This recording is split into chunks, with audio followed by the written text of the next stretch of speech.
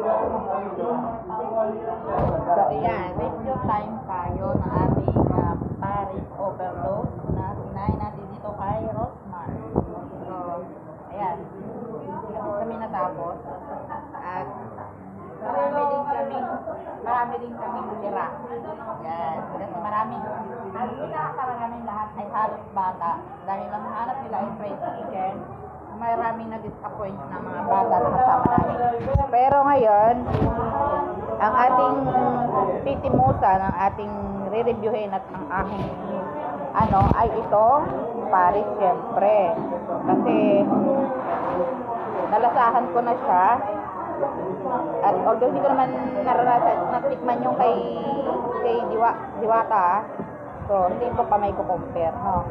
So, at siguro hindi ko naman kailangan pang i-compare.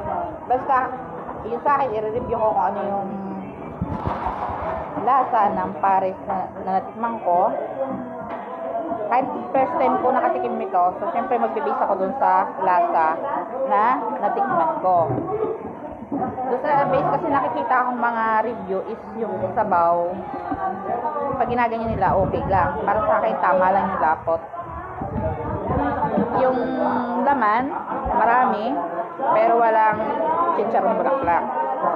So, yun ang wala dito na meron kay Diwata. And meron mang free soft drink, unlimited rice din at unlimited sabaw. So, dahil hindi nga alam ng mga bata, maraming natira. At ako, hindi ko na kailangan ng only sabaw kasi hindi ko din naman naubos yung sabaw. At hindi ko din naubos yung laman. So, ito, pinagsama-sama ko na lang sa isang lalagyan.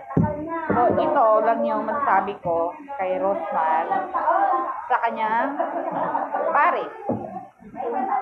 Marami siyang laman, tama lang yung sabaw, malapot. May mga condiments naman dapat ilagay. Ikaw magtitimpla kung ano gusto mo. Pero wala silang patis, wala din silang toyo ako nakita dito. Kaya hindi ko na ano yung lasa.